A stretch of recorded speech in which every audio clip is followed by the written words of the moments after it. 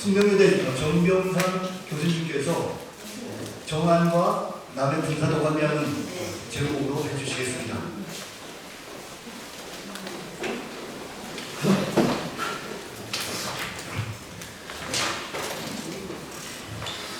숙명여대 작년에 퇴직을 지금 명예교수였습니다. 정병상입니다. 앞서 분들께서 너무 열정적으로 발표를 많이 해주셔가지고 저는 그 준비된 발표문을 추억에서 좀 건너가면서 가는 시간 내에 말씀드리도록 하겠습니다. 제가 말씀드릴 그 주 내용은 그동안 우리나라 대장경 연구가 많은 성과를 냈습니다만 아직도 어떻게 보면은 그 각기 주장에 그치고 있고 어떤 특히 일반 사람들이 이해할 때 어떻게 접근해야 될지에 대한 그 큰 얼개도 정확하게 좀 되어 있지 않는 그런 형편이고, 그래서 저는 그 연구자들에게 앞으로의 그 제안으로서 대장경에 대한 범주라든가 또 이 대장동안과 군사대장동 관계라든가 이런 부분에 대해서 제안을 드리는 그런 이제 말씀드릴까 합니다. 아울러서 제가 본래 받은 제목이 이제 정안과 이 남해 분단이라는 부분이기 때문에 남해 독감에서 큰 역할을 했다고 보이는 정안의 활동도 아울러 말씀을 드리고자 합니다. 말씀드린 것처럼 이 고려대장경의 의의에 대해서는 누구도 부인할 수 없는 그런 큰 의미를 가지고 있다는 것은 너무 명확한 사실인데, 그동안 이제 오늘 앞에 발표하신 두 분들의 연구를 비롯해서 수많은 그런 내용과 서지에 대한 연구가 이루어졌고, 또 근자에는 팔만장경 각수에 대한 분석을 통해서 굉장히 구체적인 많은 얘기들이 나오고 있고, 또 최근에 첫 번째 발표하신 그 유근영 교수님의 우리 지금 자료도 나와 있습니다만은 이 감기 매목에 대한 것도 나와 있어서 기존의 각수 연구가 그동안 그 인경본에 대한 연구를 의식을 했다면은 이제 판목 자체에 대한 연구를 통해서 또 새로운 그런 얘기를 해야 되는 단계가 있다고 생각을 이제 합니다. 저는 그 역사학 쪽에서 대장경이 가지는 그런 의미를 주로 생각해 왔습니다. 그런 부분에서 애초에 대장경의 그 조성 주체라든가 그 구성에 대해서 많은 논란이 있었는데 그 부분을 이제 제가 몇 가지 제안을 드리고자 하는 겁니다. 앞에 부분은 이제 서론이 되겠고 111쪽 아랫단락부터 보겠습니다. 고려대장경의 내용 관련해 논란이 많은 부분이 대장경의 구성에 관한 것이라고 저는 생각을 합니다.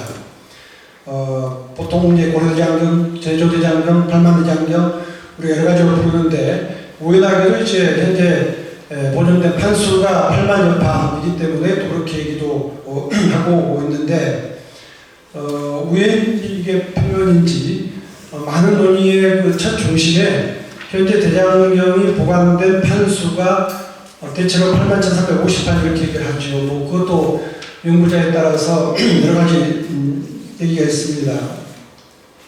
그 내용에 들어있는 경전 내용 중심으로 흔히 정장과 외장 또는 비입장, 미입장, 보판 이렇게 여러 가지 얘기를 하는 그런 부분이죠. 이 부분이 얘기가 되고 있습니다. 그런데 아시듯이 이 부분이 이제 흔히 국간판, 국가기관에서 했다고 요즘 잘 쓰지 않는 말입니다만은 이 별만판의 국간판과 아울러서 동서 사간판전이라고 있는 두 곳에 있는 사간판이라고 구분했던 부분에도 이 대장경 범주에 넣을 수 있는 그런 판도 있습니다. 그리고 오늘 발표에서 얘기했었지만은 또 판은 남아있지 않더라도 역시 대장도감과 연관된 인쇄물도 충분히 찾아갈 수 있습니다. 그래서 이제 우리는 과연 대장경이라는 게 무엇인지에 대한 논의부터 해야 된다고 생각을 합니다. 아주 편하게 얘기하면은 만약에 행사에 보관되어 8만 대장경 판이 흔히 말하는 정장에 해당되는 걸 한 8만 판만 했다면 지금 이런 논의가 아마 없을지도 모르겠습니다. 그런데 역대로 대장경은 그러니까 맨 처음 생긴 중국의 개보판에서도 개보판의 첫 판은 개원서독에 있는 480함의 권이었지만 5,038권이었지만 그 뒤 1차, 2차, 3차의 보관에 의해서 지금 제시된 그 한 견해에 의하면 682함이라고 하는 내용으로 보완된다고 얘기를 하고 있고 이거는 일본이나 중국의 학자들이 공통으로 얘기하고 있는 것 같습니다. 이걸 이제 유병 교수님이 소개한 내용이 있습니다. 그렇다면은 우리도 이 정장은 이제 대장 목록이기 때문에 아주 쉽게 구분할 수 있습니다만은 과연 그 목록에 처음 한 것만을 고려대장경으로 제한할 것인지 아니면 비슷한 성격을 갖는다고 생각하는 것들도 좀 더 적극적으로 대장경의 범주에 넣어서 고려다운 특색으로 얘기할 수 있을 건지 이 부분에 대한 기본적인 논의가 먼저 이루어져야지 정장과 보판 또는 외장에 대한 논의가 더 진전될 수 있다고 생각을 합니다. 사실 이 부분은 제가 10여 년 고려대학교 천년 즈음에서 학회에서 제안을 해서 밤샘 토론을 해서 이 부분에 대한 어떤 연구자들 간의 가이드라인이라도 만들어보자 라고 제안했지만 전혀 이루어지지가 않고 그거는 지금까지도 마찬가지가 되고 오고 있습니다. 112쪽, 113쪽에 있는 내용은 그러면 이제 저는 그 정장이 아닌 나머지 부분 중에서 정장에 비견될 수 있는 그런 의미가 있다고 보는 판이라든가 인경본이 있다고 생각을 합니다. 그걸 일단 편의상 외장으로 보고 있고 그 외장에 이 시기 고려불교가 지향했던 사상적인 의미가 있다고 보기 때문에 이 부분에 대한 제안을 이제 하는 것입니다. 먼저 기본적으로 그 내용 중에는 이제 흔히 말하는 북한판에 있는 15종의 판이 있습니다. 아시다시피 그 중에서 조선시대 2종을 제외하면 이제 13종이 될 텐데 이 부분이 있고 다음 113쪽에 가면은 사간판에도 판 중에도 이제 일정한 부분이 있고 또 중간에 행사에서 가능한 부분 그리고 아랫부분에 금강경 종문원상지 비하 부분들 또 이런 범주에 넣고 있는 사람도 있습니다. 자, 이런 부분들에서 저는 먼저 앞서 얘기한 것처럼 과연 무엇을 대장경으로 봐야 할 것인지에 대한 명확한 구분이 전제가 되어야 된다고 생각을 합니다. 그 이유는 지금 간행기관이 즉 간기에 대장도감 또는 분사대장도감으로 적혀 있으면 이거는 대장경의 외장이다 이렇게 얘기하는 경우가 일반적입니다만은 그 경우에도 분명하게 개인적인 발언이 들어간 지문이 있는 내용은 제외해야 된다고 생각을 합니다. 그것은 대장경이 도감이라고 하는 국가기관을 구성을 하고 만들어냈기 때문에 그 성격에 불전 간행의 성격에 있어서도 분명하게 그런 공적인 성격이 있어야 된다고 생각을 합니다. 개인적인 성격의 것은 일단 제외를 해야 된다고 생각을 하고요. 그렇게 되면 뭐 한 반 정도가 제외될 수가 있습니다. 제가 이런 그 제안을 드리는 많은 이유는 실제 논문으로 얘기되고 있는 많은 그 학계의 구분에서는 이제 이 외장에 해당되는 부분을 대장경으로 볼 수 없다는 여러 가지 견해들이 많이 있습니다. 먼저 그 판형이 다르다든가 뭐 여러 가지를 들 수 있는데 제가 114쪽 중간에서 제시했지만 사실은 정장 중에서도 일반적인 판형에 어긋나는 것들이 한 10가지가 있습니다. 그래서 반드시 대장경이 하나의 판형으로만 된 것은 아니라는 걸 이제 알 수가 있는 것이고요. 그렇다면 이제 이 외장이라고 볼 수 있는 것들은 어떤 것들을 들 수 있겠느냐.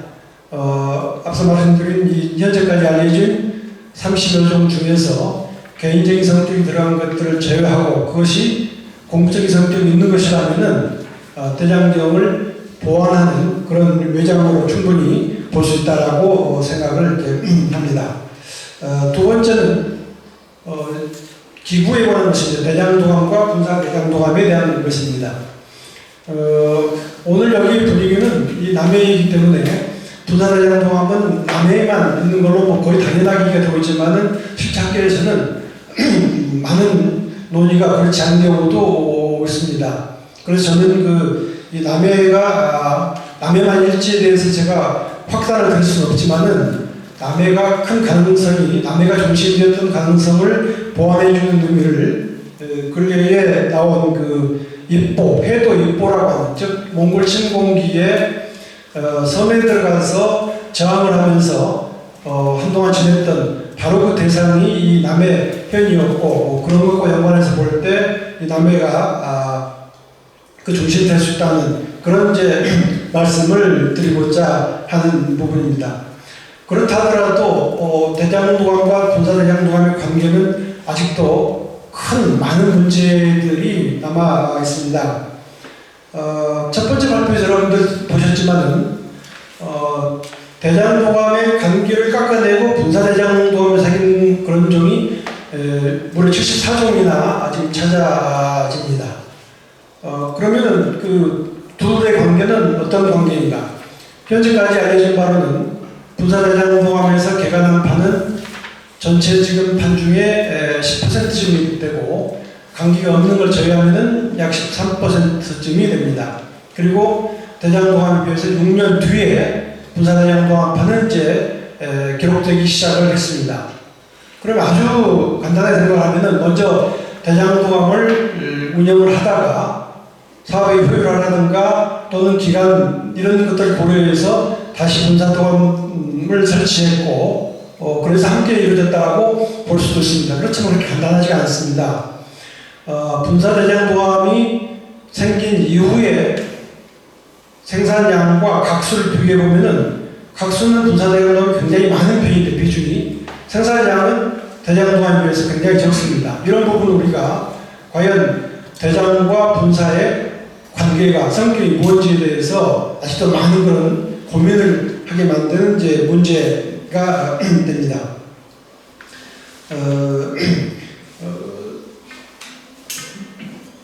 또 하나, 저는 이 대장령이 도감이라고 하는 그런 공적인 기구를 통해서 가용됐기 때문에 공적인 성격을 강조해야 된다고 얘기를 했습니다. 그런데 동국이산국집이라고 하는 그러한 개인의 문집이 역시 공직조조라고 하는 이름을 달고 강용이 된다. 이럴 경우에 대장동암 성격은 또 무엇인지에 대해서도 또 많은 고민을 이제 하게 됩니다. 이런 부분들이 역시 한두 사람의 그 생각보다는 많은 얘기를 동시에 한 장소에서 토론하면서 여기에 대한 접근을 해갈 수 있지 않을까 생각을 합니다.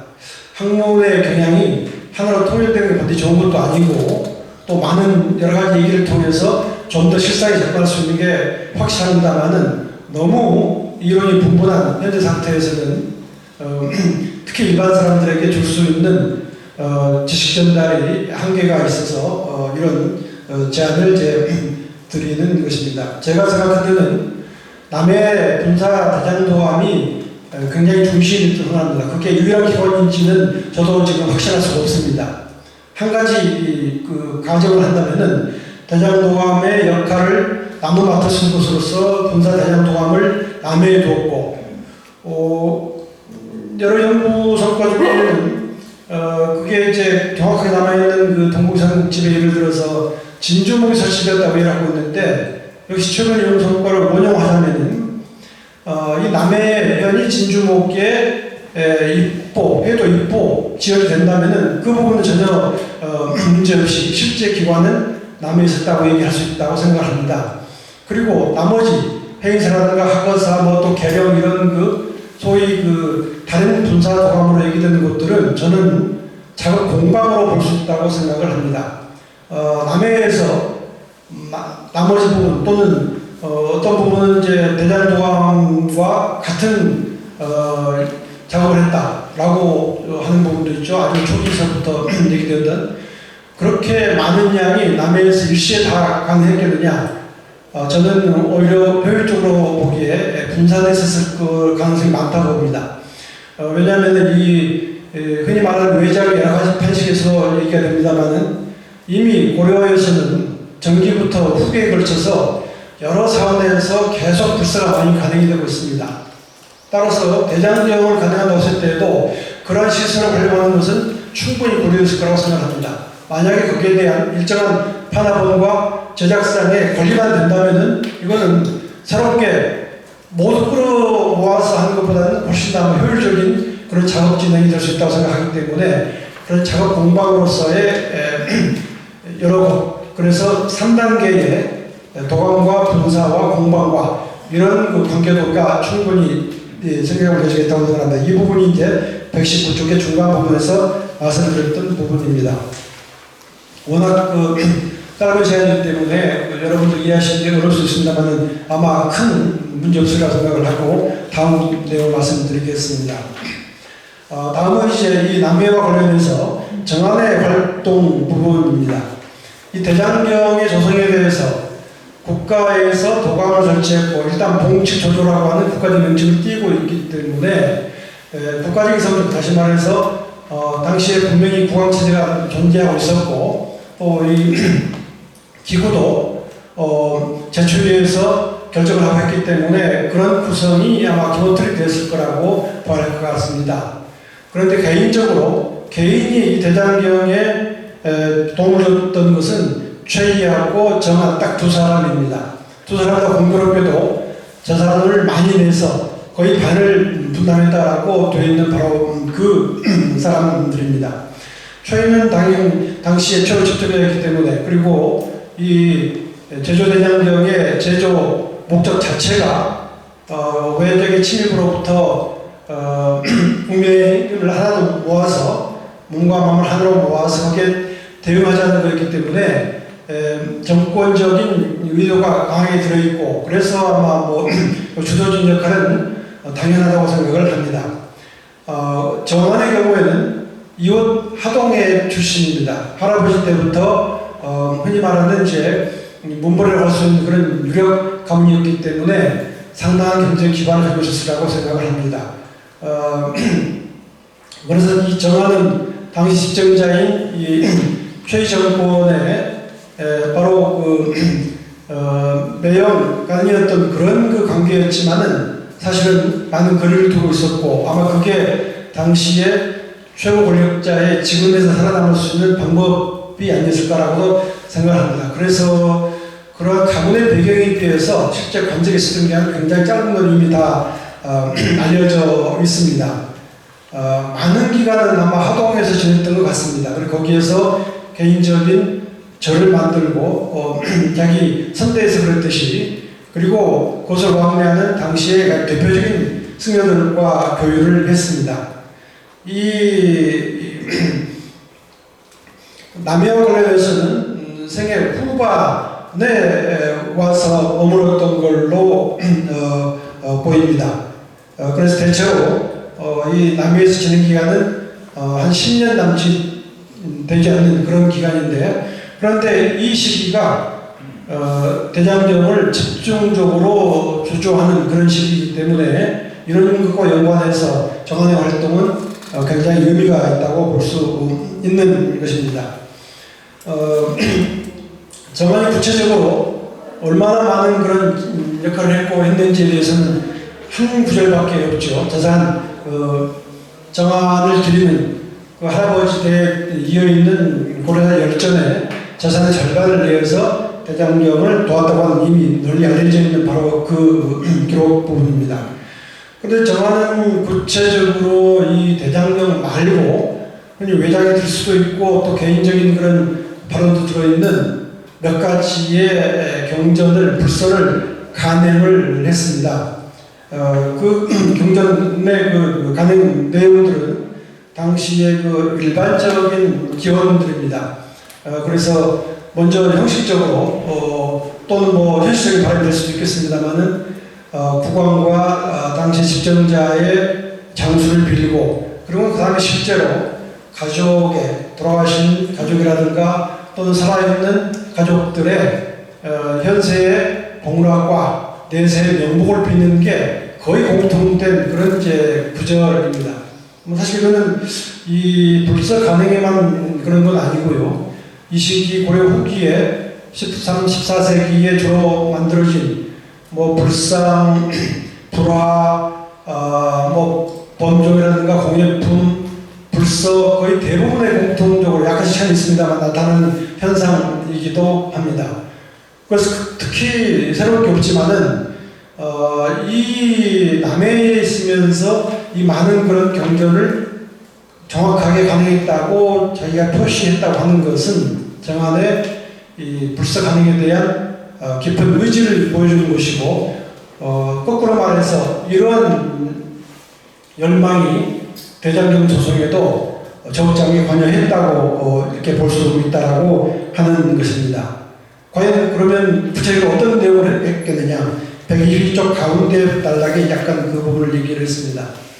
이건 이제 분사도감의 운영과도 연관되는 부분인데, 앞서 말씀드린 것처럼 분사도감의 실제 제작은 그 전에 사원에서 운영해오던 불사 간행 체제를 많이 아마 운영했을 거라고 생각을 합니다.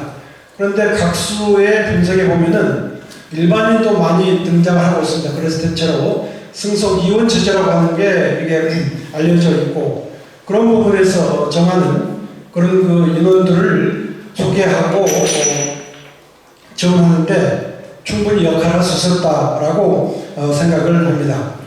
그런 그 근거 중에 하나가 이곳의 정림사를 아시듯이 원찰로 만들고, 이보다 더 후에 중요한 인물이 되는 이리연 선사를 초빙을 해서 자기가 돌아간 후에도 이곳을 활동하면서 지속적으로 이 불사 간행이라든가 어떤 중심이 되겠던 이런 활동이 굉장히 중요한 내용이 된다라고 생각을 합니다.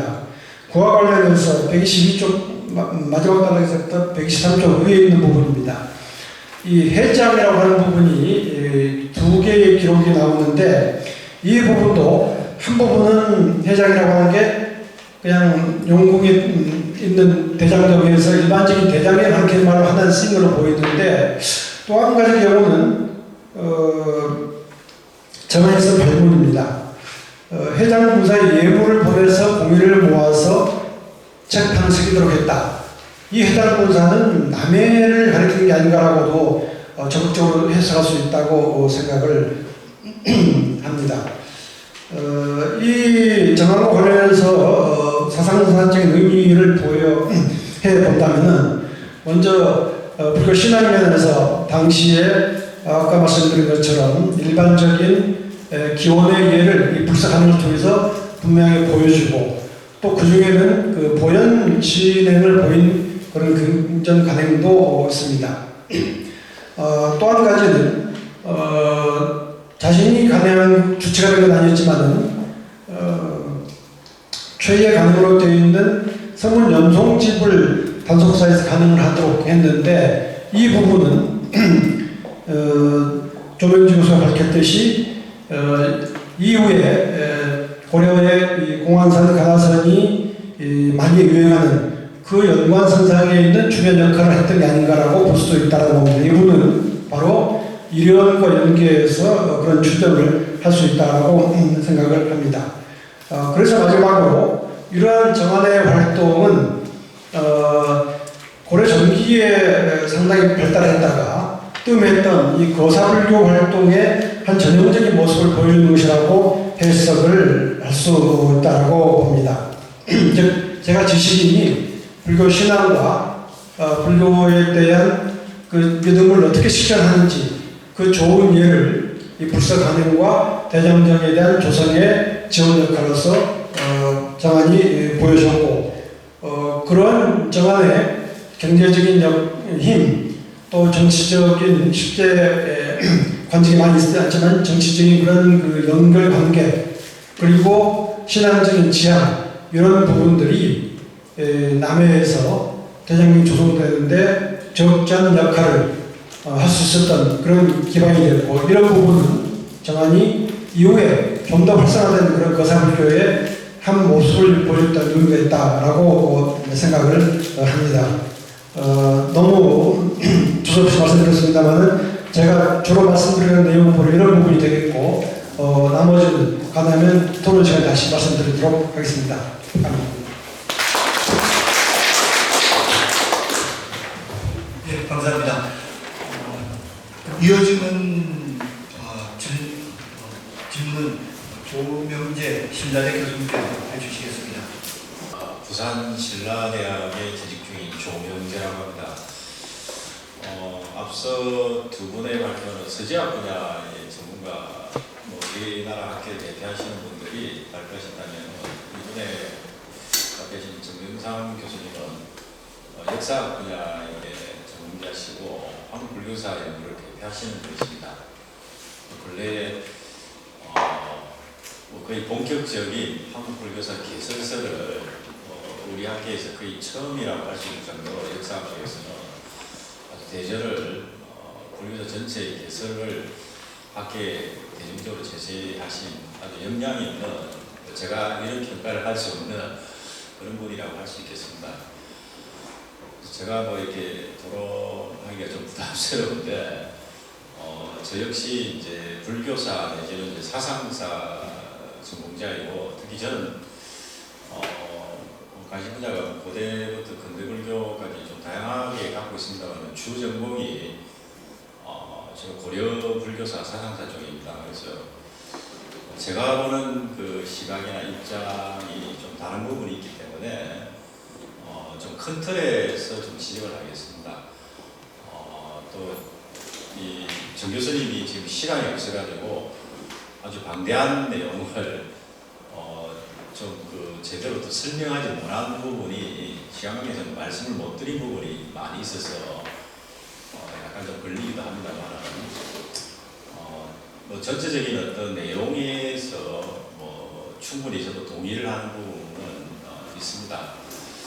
그런데 크게 이제 여기서 시간관계상 많이 이야기할 수도 없고 이래서 크게 두 가지 문제를 좀 지적을 하고자 합니다. 첫째는 언제부터 이런 표현을 썼는지 정확하게 모르겠습니다만 아마 김영곤 교수님 그 연구팀에서 외장이라는 표현을 좀 쓰신 것 같고, 방금 정 교수님께서 설명을 하셨지만은 저는 그런 내력에 잘 모릅니다.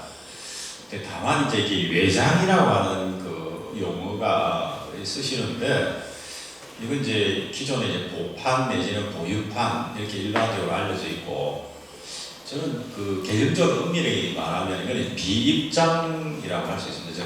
대장경 정장에 수록되지 않았기 때문에 정장에 포함되지 않았다라고 하는 것을 어떻게 볼 건가라고 하는, 그래서 비입장이라고 표현할 수 있는데 외장이라고 하는 그 표현 자체를 어떻게 볼 건가라고 하는 이 개념 자체가 충분히 이렇게 표현하시지 않았기 때문에 여전히 좀 모호하다는 생각이 듭니다. 법의도 마찬가지고, 조금 이따가 좀 구체적으로 말씀드리겠습니다만, 그 다음에 저는 지금 정 교수님 발표하고 전혀 상관없습니다만, 우리 학계에서 물론 이제 서재학 하시는 분이나 다른 전공자들께서는 대장경이라고 하는 그 소재 내지는 주제 자체가 대단히 중요하다고 생각하실지 모르겠는데, 저희 같이 이제 불교사 내지는 사상사 또는 역사라는 사람 입장에서는 고려시대의 어떤 불교사 전체의 어떤 주제라든가 흐름을 이해하는 데 있어서 어떻게 보면 이 연구 자체가 좀 지나치게 쏠려 있다는 느낌을 많이 받습니다. 대장경이라는 주제가 예를 들면 고려시대 불교 전체에서 차지하는 비중이 솔직하게 이야기하면 그렇게 크지 않습니다. 근데 너무 지나치게 대장경을 이렇게 과도하게 이야기하면 이거는 조금 이제 학문적인 입장에서 좀 구분돼야 될 것 같습니다. 고려시대 자체에서 봤을 때 대장경이라고 하는 불전을 총수로 모은 것인데 자료가 남아있다고 해서 이 좀 과도하게 지금 예를 들면 국남국보의 민족문화유산, 최근에는 세계문화유산 이런 식으로 좀 과도하게 이야기하는데, 제가 한 10여 년 전에 그 한국 그 유네스코 위원회에 항의를 한 적이 있습니다. 무슨 항의를 했냐면은 행사가 보면은 큰 그 바위에다가 세계문화유산 이렇게 해놨는데 그 당시에는 고려대장경이 세계기록유산에 지정되기 전입니다. 잘 알다시피 장경판전이 세계문화유산이지 고려대장경은 세계문화유산이 아닙니다. 엄밀하게 말하면은 그냥 기록유산이죠. 지정되기 전에도 그좀 개념에 안 맞는 이야기가 있어가지고 이거는 뭐좀 에피소드입니다만은 그렇게 이야기하면 좀 무리가 있다는 개인적인 그런 생각을 하고 있고 또 하나는 나중에 좀 구체적으로 말씀드리겠습니다만 이 대장경이 사실은 조선시대 내내 이거는 뭐 별로 지원을 받지 못하는 조선왕조 내내 근대에 와가지고 조선총독부에서 이 대장경을 주목하기 시작했고 학문적인 연구는 사실 별로 안 됩니다. 최근 한 20-30년 동안 본격적인 연구가 됐다고 해도 과언이 아닌데 사실은 제대로 된 거라고 할 수 있을까라는 그런 의문이 없지 않습니다. 특히 사상사적인 맥락에서는 저는 좀 생각이 좀 다른 부분이 있습니다. 근데 어쨌든 최근에 한 12년 동안 정 교수님께서 이 고려대장경의 사상사적 의의라든지 외장에 대한 문제, 또 정화에 대한 문제를 기존의 연구성과를 통해 충분히 말씀하셨는데 그런 점에서 이제 제가 조금 의문을 가지는 문제는 뭐냐면 지금 129페이지에 좀 구체적으로 서술했는데 고려대장경을 예컨대 우리가 전적으로서 대장경으로서의 한계 내지는 또는 좋게 하면 특징으로서 저는 근본적으로 뭘 지적하냐면은 고려대장경에는 선적이 들어있지 않습니다. 정장에. 이게 저는 한계라고 볼 수도 있고 문제라고 볼 수 있습니다. 왜 안 들어갔을까에 대한 이 해답 내지는 설명은 지금까지 없고 관련 예전에 1990년대 홍식 교수님께서 이걸 이제 보수적이다 이렇게 굉장히 좀 모호한 표현만 좀 길게 이야기하고 넘어가셨는데 그걸 막연하게 보수성이라고 이렇게 지적하는 건 저는 좀 아니라고 보는데 왜 선적이 포함되지 않았을까라고 하면은 뭐 지금 중간에 있는 부분을 좀 생략하겠습니다. 제가 또 하나 양해를 드리고 싶은 거는 제가 이게 그 발표문을 일요일날 받다 보니까 한 이틀 사흘 정도 좀 급하게 하다 보니까 하나 좀 이렇게 검토를 안 해가지고 잘못 쓴 게 하나 있는데 나중에 다시 말씀드리죠. 근데 여기 이제 누구 글에서 인용한 건지도 못 밝히고 있는데 이 중간에 있는 부분은 야나기다 세이전 선생이 대장경에 인동된 선적 문제에 대한 글을 가지고 예전에 좀 정리한 게 있어서 넣은 겁니다. 근데 야나기다 선생이나 일본 학계에서 지적하고 있듯이 송대 대장경에 잘 알려진 개호칙반에는 원래 선적이 없습니다. 그런데 이제 개호칙반의 속장에 보면은 이제 화암이나 천태의 소위 장소가 일부 들어가고 가장 핵심은 제가 볼 때 그거는 좀 복잡한 이야기니까 생략하겠습니다만 사상사적으로 선종이나 천태종과의 상호관계 속에서 이 문제를 또 봐야 될 부분이 있는데 핵심은 제가 볼 때 송대 대장경에 어쨌든 개호칙반의 속장부터 소위 송대 한 12종 가까이 되는 대장경에 점점 늘어나는 게 뭐냐면 선적입니다. 그래서 그걸 지금 정리한 게 지금 129페이지 쭉 이야기를 했는데 넘어가겠습니다. 다음 페이지로. 제가 간단하게 말씀드리면은 소위 이 복잡판이라고 할 수 있는 총괄에서 동선사판 또는 개운사판 이 두 가지로 나눌 수 있는데 130페이지에 보면은 두 번째 단락에 설명을 하고 있습니다. 이게 이제 민간에서 소위 개판된 대장경인데 여기 보면은 동선사 같은 경우에 보면은 선적이 한 12종 들어가 있습니다. 근데 경덕 전등록이나 종경록, 전신법여 완등록, 전성왕등록, 근중전국 속등록 이런 종류가 쭉 있는데 그 다음에 마지막 쪽에 보면 대대보각선사어록, 대대보각선사 보설, 대어록 같은 경우에는 개인어록이 처음으로 들어간 겁니다. 이게 무슨 이야기일까라고 하는 거는 앞에 있는 경덕이든 예컨대 전성이나 근중전국에서 나오듯이 소위 전등사서소 이런 거는 전등록 계통인데 이 전등사서가 한마디로 말하면 황제의 연호가 붙어 있습니다. 황제의 연호가 붙어 있다는 것은 국가가 공인을 한다는 겁니다. 그래서 국가와 소위 선종의 유착관계를 볼 수도 있는 것도 되고 국가가 선종을 어떻게 공인하면 소위 수용하는가라고 하는 걸 전형적으로 보여주는데 이런 것들이 소위 송대 대장경에는 점차적으로 확대되고 정착이 됩니다. 명대 대장경을 보면은 대폭 늘어납니다. 그런데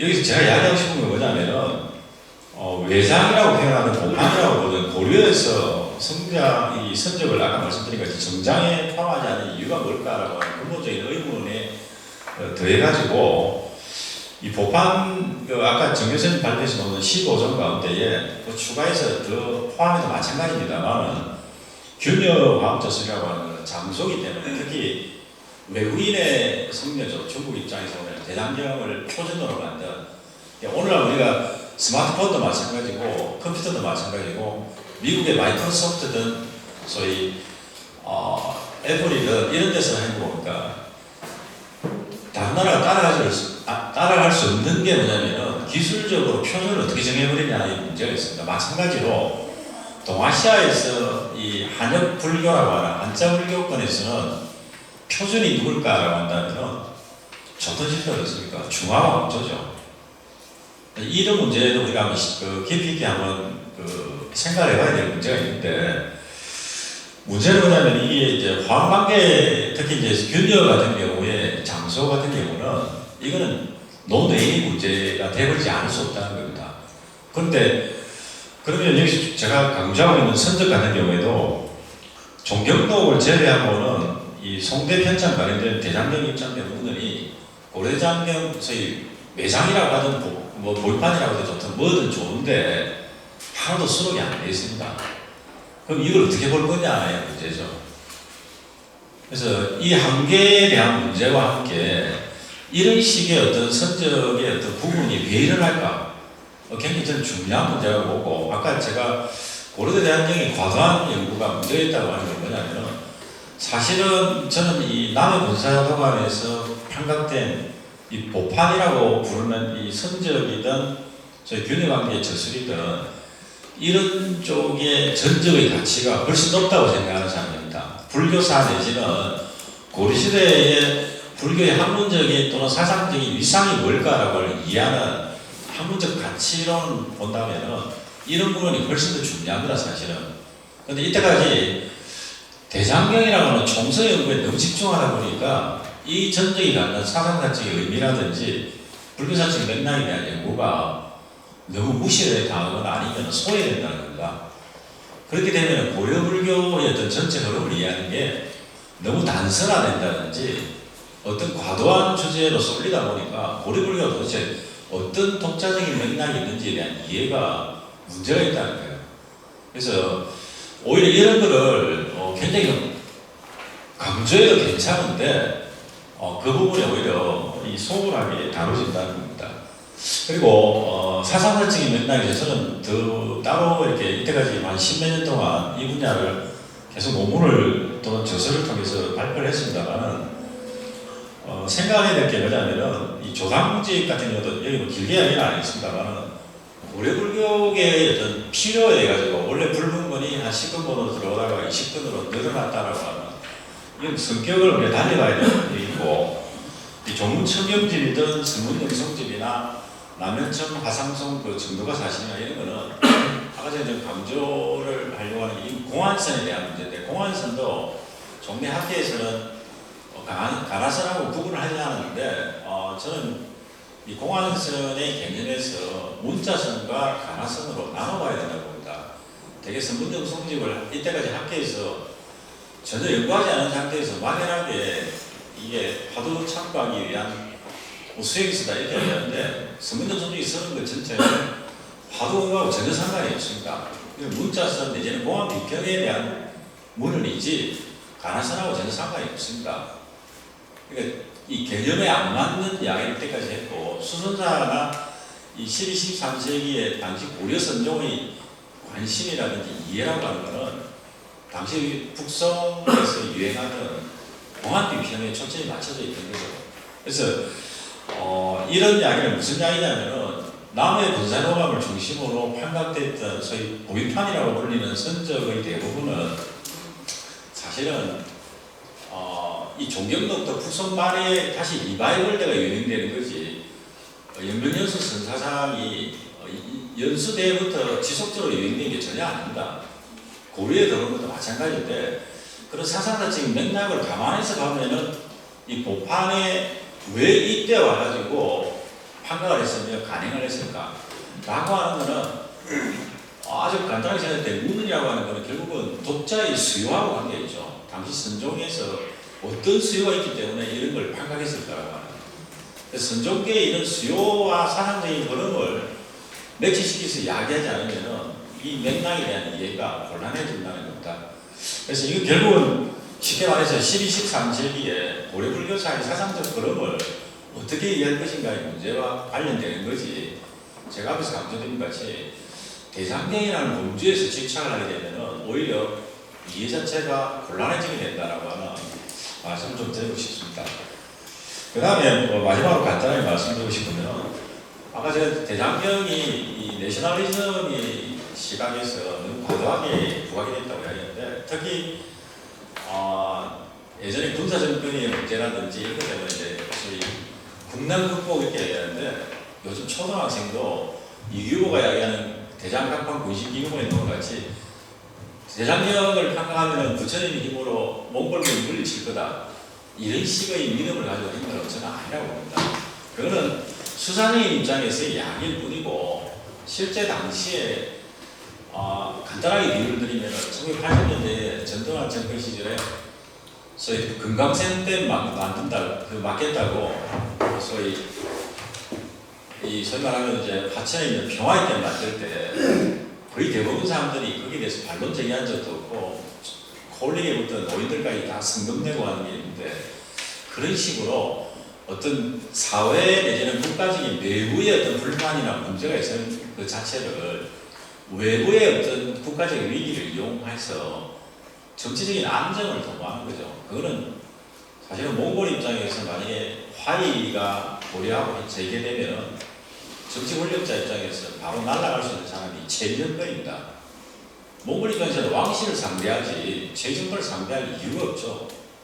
그래서 저는 이 기존의 무신정권의 대몽항쟁에 대한 연구도 마찬가지고 대몽항쟁과 연관되어 고려대장경을 굉장히 과도한 민족 극복, 위기 극복 이런 식의 굉장히 단순 레토릭인데 이런 식의 어떤 가치 평가를 좀 벗어나야 된다고 생각합니다. 그래서 고려대장경은 여기 아까 이야기하신 같이 문화적 가치라든지 문화유산의 가치는 충분히 동의하는데 무슨 가치가 있고 무슨 의미가 있는가를 과거의 낡은 문법으로 이야기하는 것은 문제가 있다는 이야기입니다.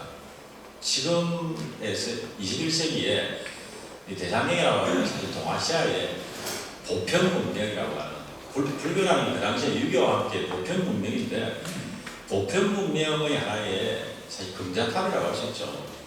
그런 각도에서 오히려 더 세련되게 이야기할 수 있는데 과도한 내셔널리즘에 대한 이야기로만 이야기하는 것은 오히려 더 안 먹힐 수 있다는 겁니다. 그래서 그런 부분에 대해서 정안이라든지 이런 부분에 대한 이해도 정 교수님이 말씀하시는 대장경의 어떤 사업에 충분히 주도했다는 걸 인정하는데 오히려 체제 정권의 대리인으로서 보는 게 저는 맞지 않는가. 그다음 경제 기반이라든지 만종이나 만전을 소위 쌍공사나 이 단속사에 출가시켜서 주지를 한다든지 또 체제 정권의 경제 기반이 전라도 전남 지역하고 바로 이 서귀남 지역에 걸쳐 있습니다. 그래서 그런 것들이 복합적으로 이야기되면은 정 교수님이 말씀하시는 논지가 좀 더 풍부해지지 않을까라는 그런 생각을 합니다. 이상입니다.